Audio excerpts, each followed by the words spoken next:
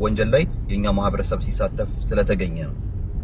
ይሄ ሲሳተፍ ስለተገኘ خلاص ሀገሪቷን ከወንጀለኛ መታደግ ስላለበት ስታመጡልኝ በደንብ ይሄ ሰውዬ ወንጀል ላይ ያልተሳተፈ መሆኑን አረጋግጦልኝ።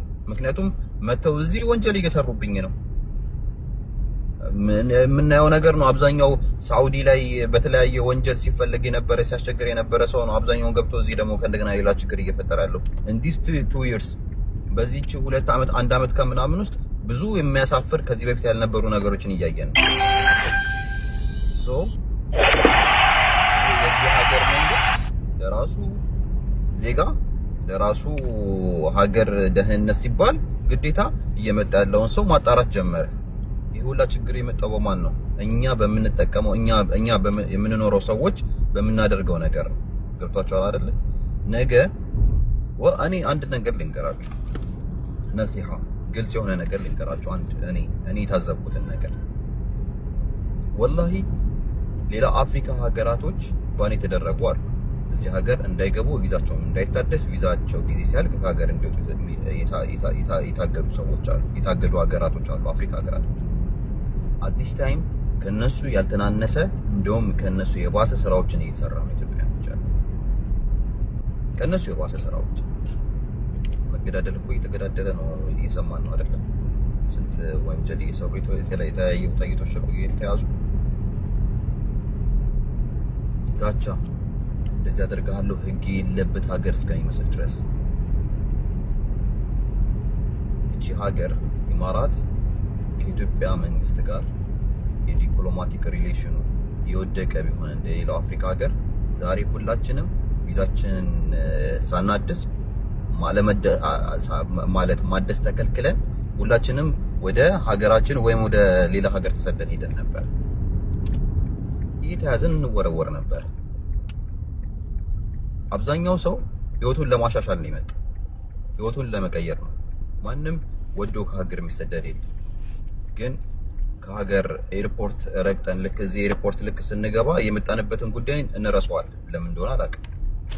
ልክ ኤርፖርት እዚህ ስንደርስ አየሯን ትንሽ እንቀምሳት እንቀየራለን። ይሄ እኮ ጊዜያዊ መኖሪያችን ነው እንጂ ቋሚ መኖሪያችን አይደለም። ሁላችንም ራሳችንን ህይወታችን ኢትዮጵያ ላይ መቀየር ስላቃተን መተን እዚህ እየሰራን ያለ ነው አይደለም? የተመቸው ሰው መጥቷል እንዴ ወደዚህ? አይደለም። የመጣ ሰው አለ? ተመችቶት የመጣ ሰው አለ እዚህ? የለም። ግን ስንመጣ አላማ ይዘን የመጣነውን ልክ ኤርፖርት አየሩን ትንሽ ይቺ ሙቀት ሲነካን እንቀየራለን።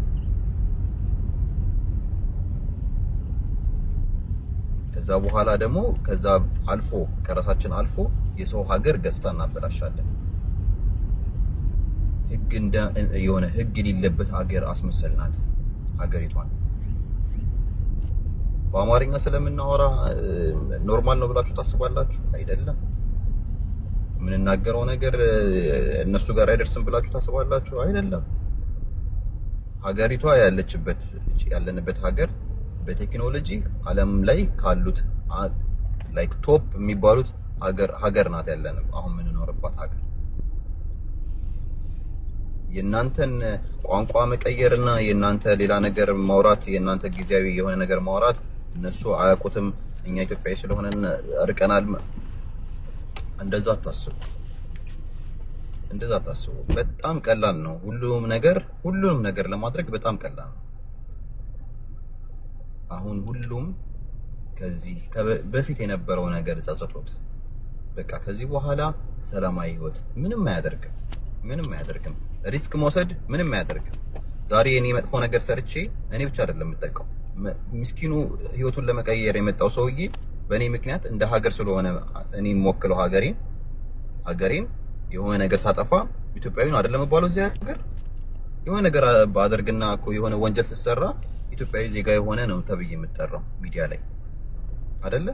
ሁላችንም ሀገራችንን እንወክላለን። ለምንሰራት መጥፎ ነገር ለምንሰራት ጥሩ ነገር ሀገርህን ነው የምትወክለው። እዚህ ሀገር ላይ ስትመጣ መጥፎ ነገር ስትሰራ ኢትዮጵያዊ እንደዚህ ያደረገ፣ ጥሩ ነገር ስትሰራ ኢትዮጵያዊ እንደዚህ ያደረገ ነው የምትባል። እናንተ የምትሰሩት መጥፎ ነገር ሌላውን ኢትዮጵያዊ ሙሉ ህይወት ያበላሻል። ለዛ ነው አሁን ፖሊስ ክሊራንስ እየተጠየቅን ያለ። ወላሂ ያዕለም ነገሮች ዛሬ ካልተስተካከሉ ነገ ቪዛ ማንከለከልበት ነገር የለም። ምክንያቱም የሰው ሀገር መተና አይፈቅዱልንም እንድናበላሽባቸው። ሶሻል ሚዲያ አጠቃቀማችንን ቀጥ እናደርገው። ከዚህ በፊት ያለው ነገር ይብቃን፣ በቃ ይቁም።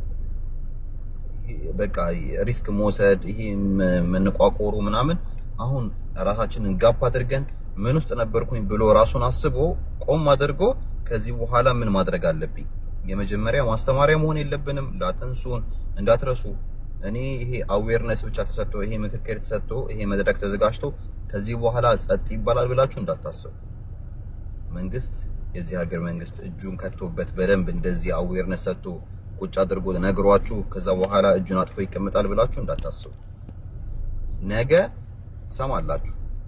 ትሰማላችሁ። የተወሰኑ ሰዎች ከዚህ ጥፋታቸው አልታረምም ብለው ነገ እርምጃ ሲወሰድባቸው እናንተ ሻህድ ትሆናላችሁ፣ እናንተ ምስክር ትሆናላችሁ።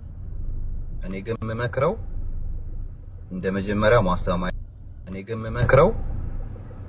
መጀመሪያ ማስተማሪያ ባትሆኑ ይሻላል።